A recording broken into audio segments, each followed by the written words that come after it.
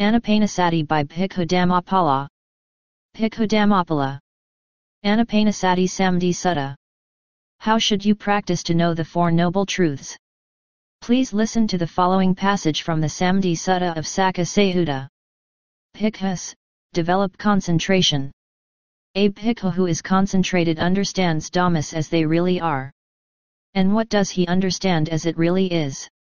He understands as it really is, this is suffering, dukkha sakka. He understands as it really is, this is the origin of suffering, samuddaya sakka. He understands as it really is, this is the cessation of suffering, niraya sakka. He understands as it really is, this is the way leading to the cessation of suffering, magga sakka. Bhikkhus, develop concentration. A bhikkhu who is concentrated understands dhammas as they really are. Therefore, bhikkhus, an exertion should be made to understand, this is suffering, dukkha sakka. An exertion should be made to understand, this is the origin of suffering, samuddaya sakka. An exertion should be made to understand, this is the cessation of suffering, niraya sakka. An exertion should be made to understand, this is the way leading to the cessation of suffering, magga sakka. So to know the Four Noble Truths you should first develop concentration. There are 40 samatha meditation subjects for concentration practice. You may choose any of them. Here I would like to first explain Anapanasati meditation, mindfulness of breathing, and then explain how you should try to realize the Four Noble Truths. I should like to explain how to practice according to the Masatipana Sutta. In the Sutta, the Buddha says thus. Mindfulness of breathing.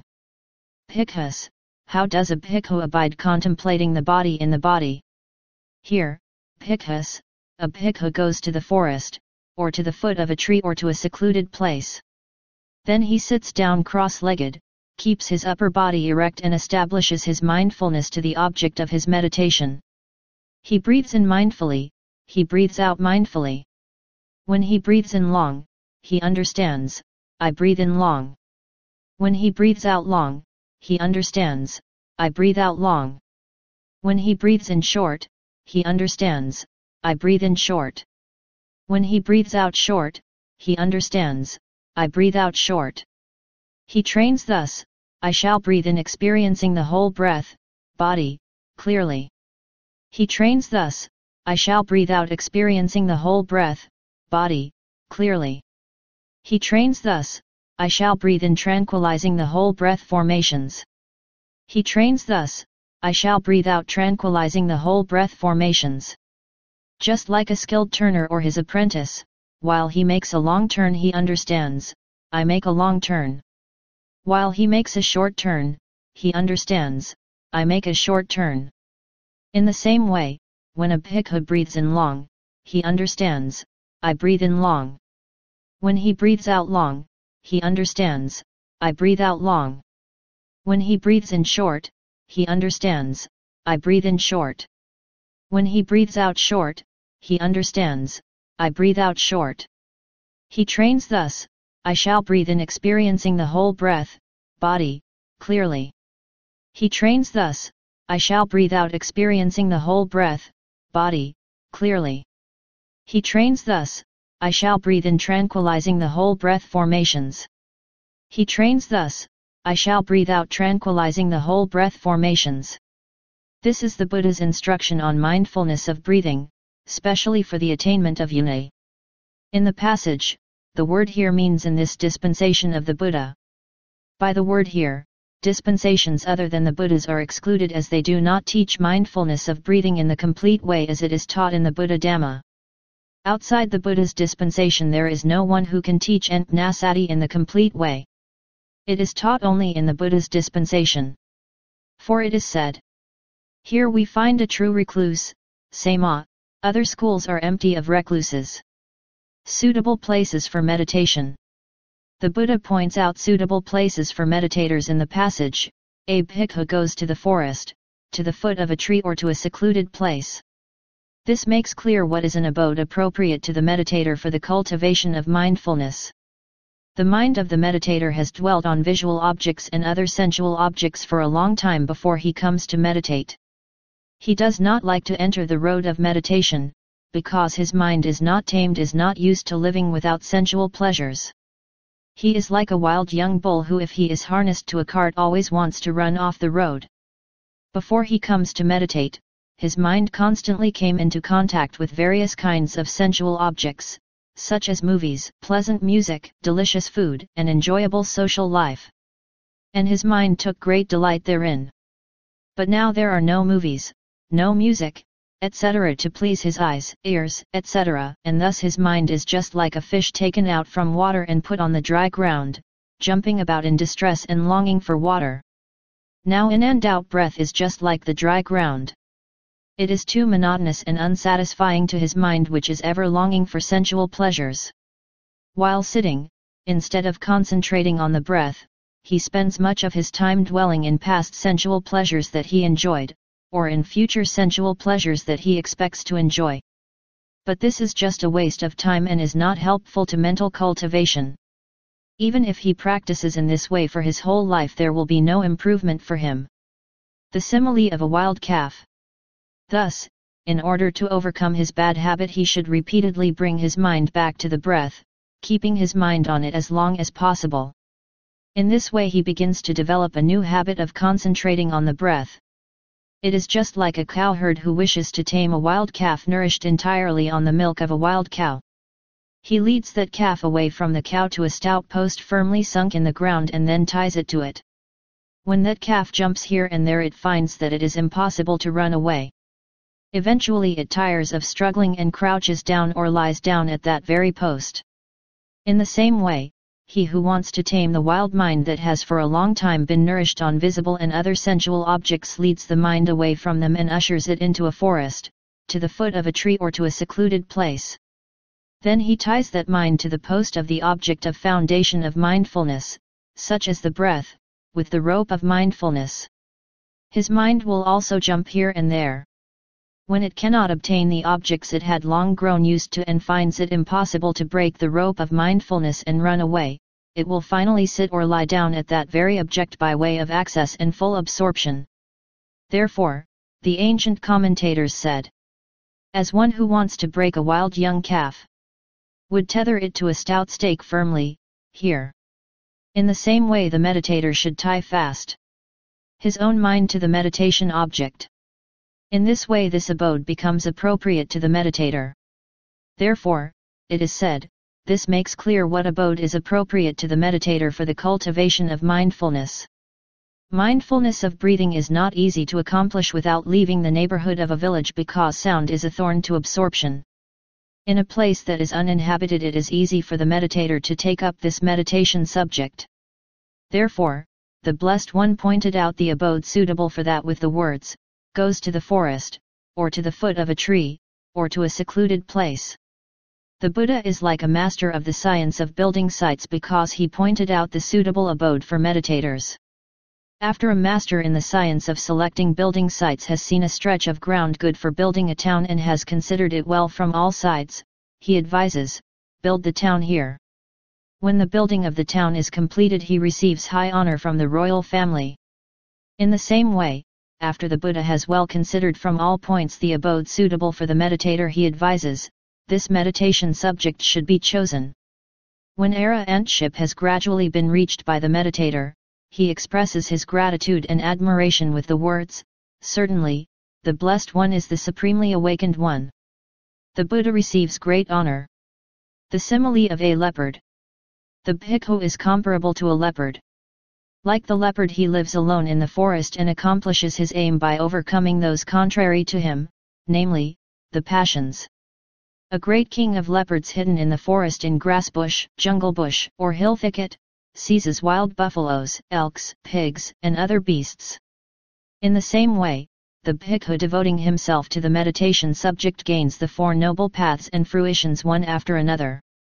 Therefore the ancient commentators said, as a leopard lies in ambush and captures beasts, so does this son of the awakened one. The striving man, the man of keen vision, having gone into the forest seizes therein Fruition that truly is supreme. And so the Blessed One said goes to the forest and so forth to point out the suitable place for fruitful exertion in meditation. Although you are now neither in the forest nor at the foot of a tree, and the place here is crowded with many meditators. If you are able to ignore the presence of others, put aside all other things and just be aware of your meditation object, this place will be just like a secluded place to you. Furthermore, group meditation does help you arouse energy and progress faster in meditation. To breathe in and out mindfully. Keeps his body erect means to keep the vertebrae in such a position that every segment of the backbone is placed upright and end to end throughout. The body is held straight from the waist upwards. The Buddha recommends this posture because it is the most stable and comfortable posture, and helps to keep your mind calm yet alert. What does establishes his mindfulness to the object of his meditation mean? It means to fix the mind by directing it towards the meditation object. For example, if you are practicing Anapanasati, you must establish mindfulness towards the breath. If you are practicing four elements meditation, you must establish mindfulness towards the four elements. You should direct your attention towards your meditation object, not towards your family. He breathes in mindfully, he breathes out mindfully, means that he breathes in and out without abandoning mindfulness. Mindfulness is very important. Here mindfulness means remembrance. If you keep remembering the breath around your nostrils or upper lip, your mindfulness as well as concentration will become stronger and stronger. When concentration improves, you will see a nimitta. If you concentrate on the nimitta firmly, you will attain all the four gunas. The long breath and short breath. How should you breathe in mindfully? How should you breathe out mindfully? The Buddha instructed that when he breathes in long, he understands, I breathe in long. When he breathes out long, he understands, I breathe out long. He breathes in a long breath during a long stretch of time, and he breathes out a long breath during a long stretch of time, and he breathes in and out long breaths during long stretches of time. As he breathes in and out long breaths each during a long stretch of time, zeal, chanda, which is very important for meditation, arises in him. With zeal he breathes in a long breath finer than the last during a long stretch of time. With zeal he breathes out a long breath finer than the last during a long stretch of time. And with zeal he breathes in and out long breaths finer than the last, each during a long stretch of time. As with zeal the bhikkhu breathes in and out long breaths finer than the last, joy, arises in him. With joy he breathes in a long breath finer than the last during a long stretch of time. With joy he breathes out a long breath finer than the last during a long stretch of time. And with joy he breathes in and out long breaths finer than the last, each during a long stretch of time. To have joy, in meditation is very important for higher concentration. If you never have joy while meditating, your concentration cannot improve. When will joy appear? If you have removed agitation and wandering thoughts, and are able to concentrate on the whole long subtle breath completely, your concentration will improve. When your concentration deepens, joy will arise in your mind. Then as the bhikkhu breathes in and out with joy long breaths each finer than the last, his mind turns away from the long in and out breathings, but turns to the nimitta and with equanimity, upekkha, stands firm. The same meditation procedures hold for the passage, for sometimes the breath will be short and sometimes long. This is natural. When he breathes in short, he understands, I breathe in short. When he breathes out short, he understands, I breathe out short. The whole breath. As regards the passage, he trains thus, I shall breathe in experiencing the whole breath, body, clearly. He trains thus, I shall breathe out experiencing the whole breath, body, clearly. He trains himself with the following idea, I shall breathe in making known, making clear to myself the beginning, middle, and end of the whole body of in-breaths. I shall breathe out making known, making clear, to myself the beginning, middle, and end of the whole body of out-breaths. And he breathes in and out with consciousness associated with the knowledge that makes known, makes the breaths clear to himself. In this case you should not misunderstand that you have to note the breath as, this is the beginning, this is the middle, and this is the end. Just knowing the whole breath continuously is enough. To a bhikkhu in the tenuous, diffused body of in-breathing or body of out-breathing only the beginning is clear, not the middle or the end. He is able to take up only the beginning. In the middle and at the end he has trouble. To another only the middle is clear and not the beginning or the end. To a third only the end is clear. The beginning and the middle are not clear and he is able to take up only the breath at the end. He has trouble at the beginning and at the middle. But to a fourth all the three stages are clear and he is able to take up all. He has trouble nowhere. To point out that this meditation subject should be developed following the example of the fourth one, the Buddha said, he trains thus, I shall breathe in experiencing the whole breath, body, clearly. He trains thus, I shall breathe out experiencing the whole breath, body, clearly.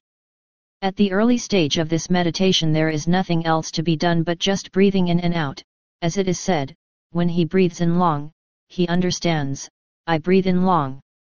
When he breathes out long, he understands, I breathe out long.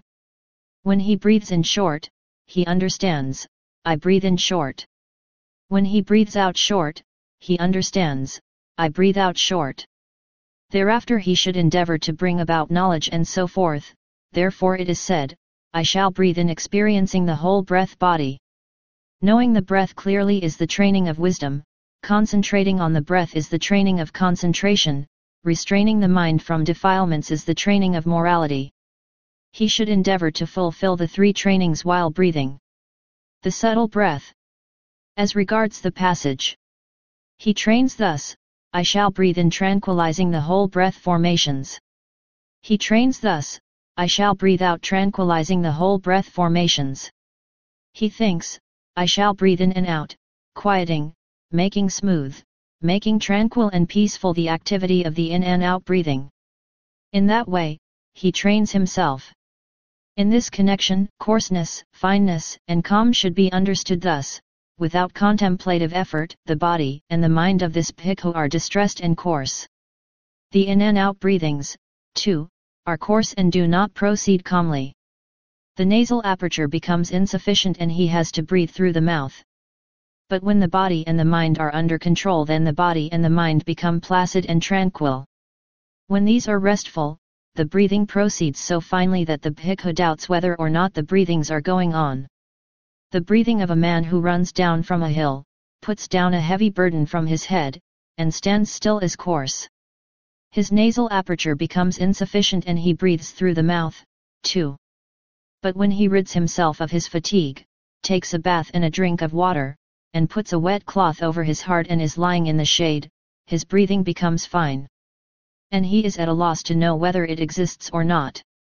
Comparable to that man is the bhikkhu whose breaths become so fine after the taking up of the practice of contemplation that he finds it difficult to say whether he is breathing or not.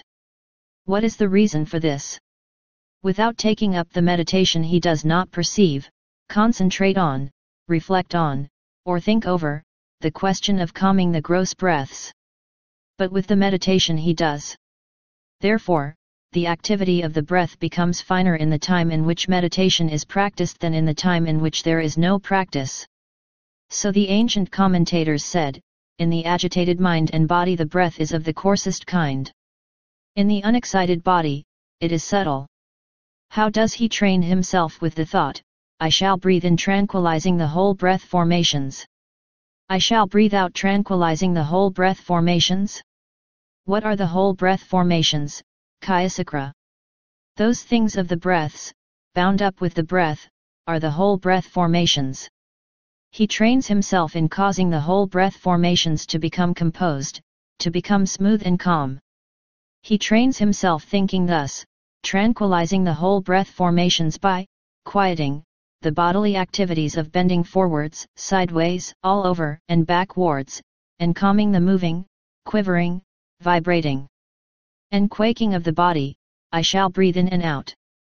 I shall breathe in and out, tranquilizing the whole breath formations by way of whatever peaceful and fine bodily activities of non-bending of the body forwards, sideways, all over, and backwards, of non-moving, non-quivering, non-vibrating, and non-quaking. So far I have shown you the 4 stages of developing concentration using mindfulness of breathing, to concentrate on 1. The long breath. 2. The short breath. 3. The whole breath, and 4. The subtle breath. To combine in one. In this case you should understand that it is possible for 3 stages, the long, whole and subtle breaths, to combine in one. That means while you are breathing a long subtle breath, you must try to know the whole long subtle breath. If the breath is not yet subtle, you should incline your mind to have subtle breath.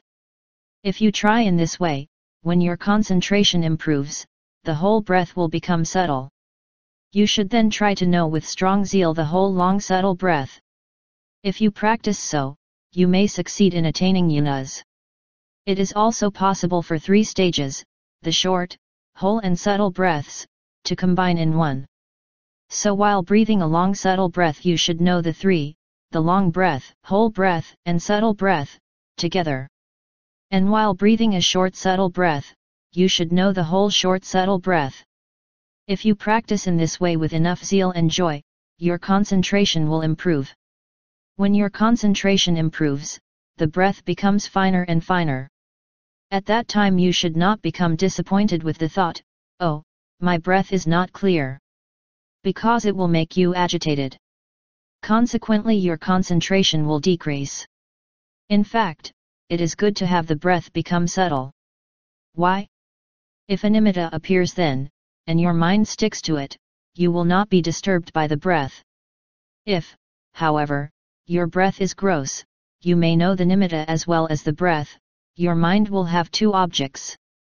With 2 objects your mind is not collected, and your concentration will not improve. So you should be happy when the breath becomes finer and finer. You must, however, not purposely make the breath long, short, or subtle. If you do so your effort and the enlightenment factor of investigation of Dhamma will be excessive. When these 2 are excessive, concentration will decrease. So you should just let your breathing continue in a natural way. This is the best. Sometimes the breath is long, and sometimes it is short. No problem.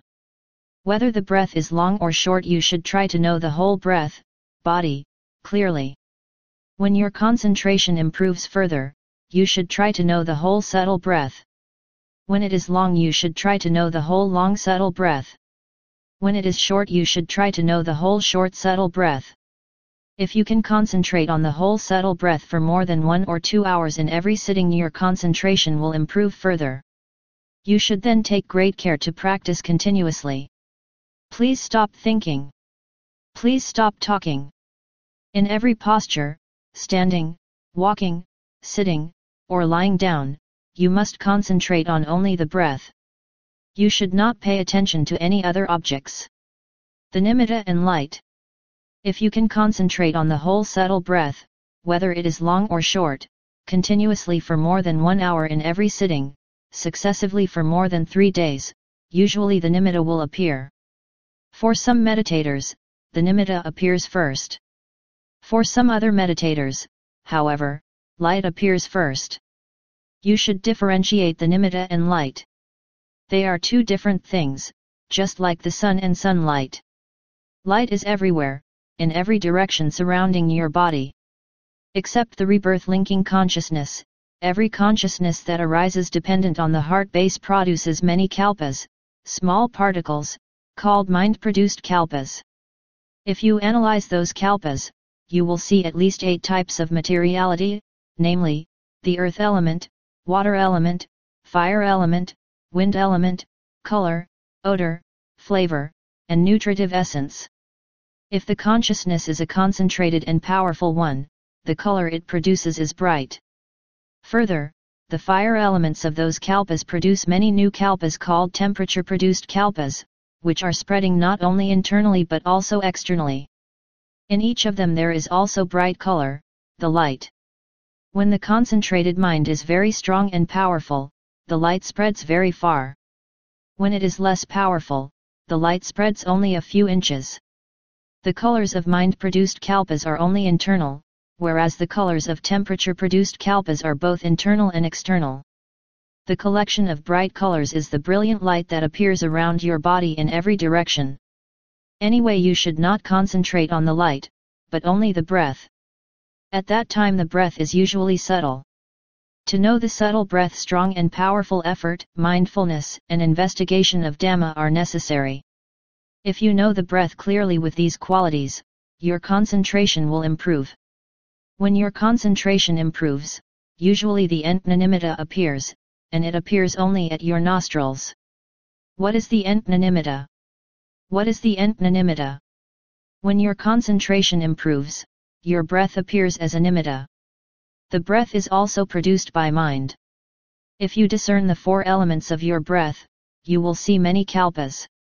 If you analyze them, you will see at least 9 types of materiality, namely, the earth element, water element, fire element, wind element, color, odor, flavor, nutritive essence and sound. The color is bright.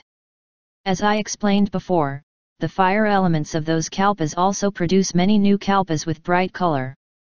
It is the bright colors of those kalpas which produce the nimitta. When the nimitta first appears, it is usually not stable.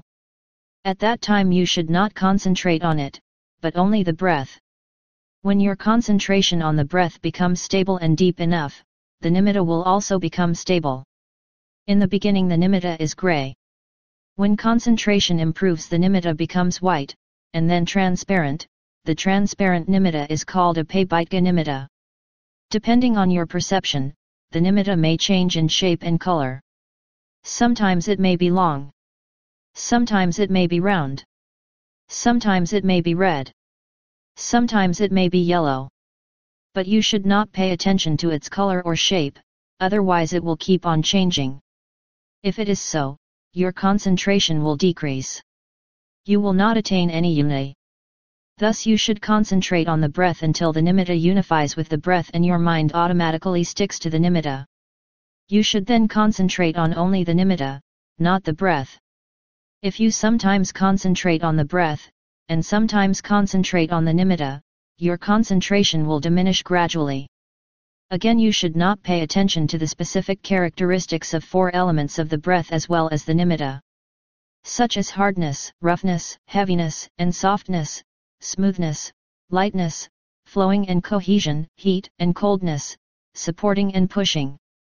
If you pay attention to them, you are practicing the 4 elements meditation, but not Antnasati meditation. Again, you should not pay attention to the breath or nimitta as aniksa, dukkha, or anat. These are general characteristics. Why? The objects of vipassana are sikras, formations. They are ultimate materiality and ultimate mentality and their causes. The breath and nimitta are not ultimate realities, but are compactness. So they are not the object of vipassana. If you pay attention to them as aniksa, dukkha, and anatta, you are neither practicing Antna nor vipassana.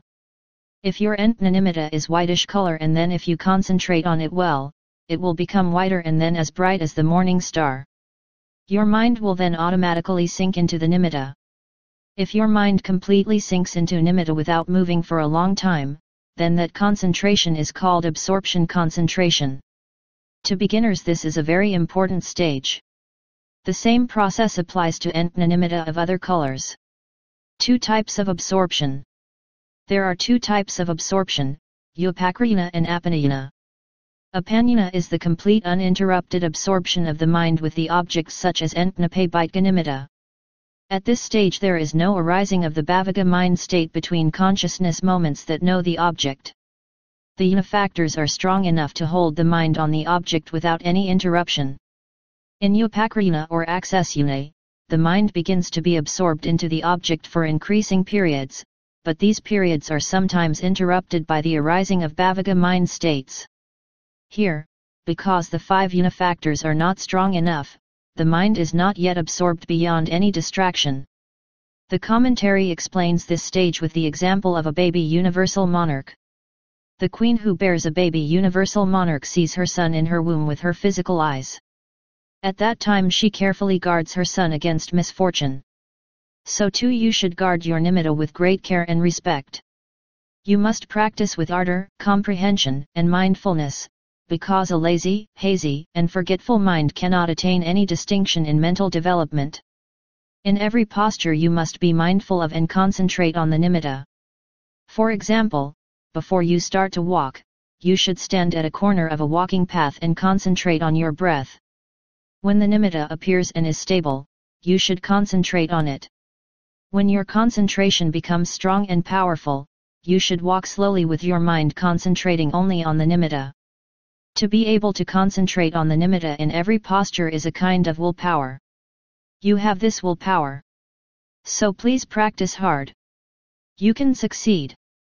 If you practice continuously, very soon your mind will sink into the nimitta completely. This is absorption, also called yuna. Although for the first few times the absorption does not last long, you should not give up. You should practice again and again.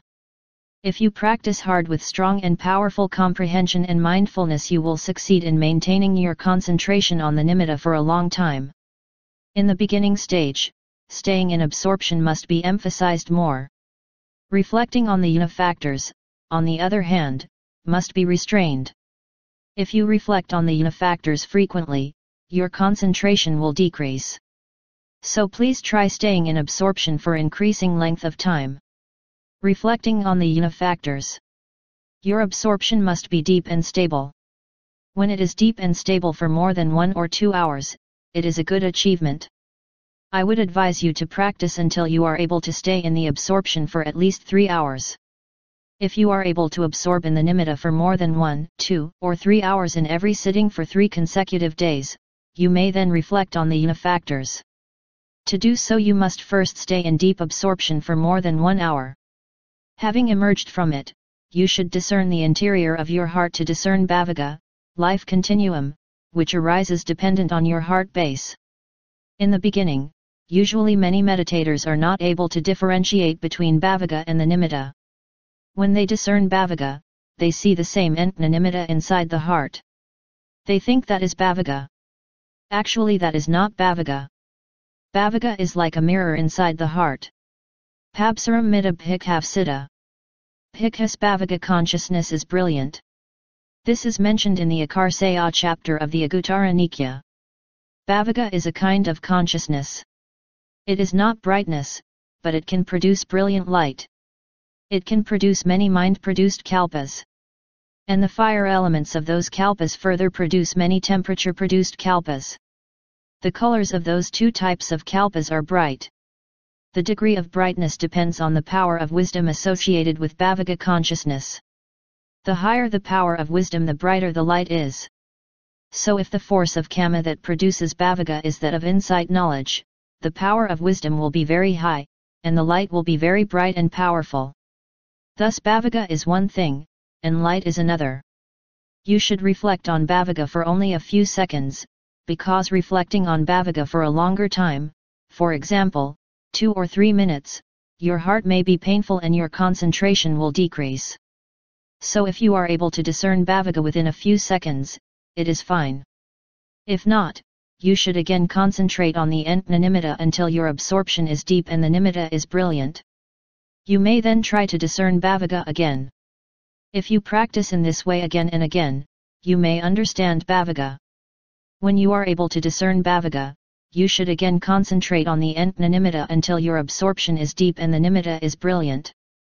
Then when you discern bhavaka, you will see that the nimitta appears inside bhavaka, just like when you look into a mirror you see your face inside the mirror. You may then discern the 5 yuna factors, namely, applied thought, vitaka, sustained thought, vikra, joy, bliss, sukha, and one-pointedness, ekajita. Applied thought is the application of the mind to the paibhika nimitta. Sustained thought is maintaining the mind on the paibhika nimitta. Joy is the liking towards the paibhika nimitta. Bliss is happiness or pleasant feeling experiencing the paibhika nimitta. One-pointedness is the unification of the mind with the paibhika nimitta. When you discern the 5 yuna factors, first you should discern them one by one. Having done this, you may discern the 5 yuna factors simultaneously. If you are able to do so, you should then develop the 5 masteries, as follows. The 5 masteries. First, you should practice entering yuna whenever you want to enter yuna. Second, you should try to emerge from yuna whenever you want to do so. Third, you should stay in yuna for 1, 2, or 3 hours according to your determination. The fourth and fifth are actually done in just one step, that is to say, to reflect on the yuna factors when you want to reflect on them. Reflecting yuna factors by mind or adverting consciousness, manovir-vajana, is called mastery of vajana, and by impulsion consciousness within the same process of the vajana is called mastery of pakhe-vekhana. This is the only difference. If you succeed in developing the 5 masteries, you can practice the second yuna, the third yuna and the fourth yuna systematically. In the first yuna the breath becomes very subtle, in the second it is subtler, in the third yuna it is even subtler, and in the fourth yuna it stops completely. I have inquired of many meditators to find out which yuna they consider the best. Many of them said the second yuna is better than the first yuna, the third yuna is better than the second yuna, and the fourth yuna is the best of these 4. This achievement is due to willpower. Everybody has the willpower.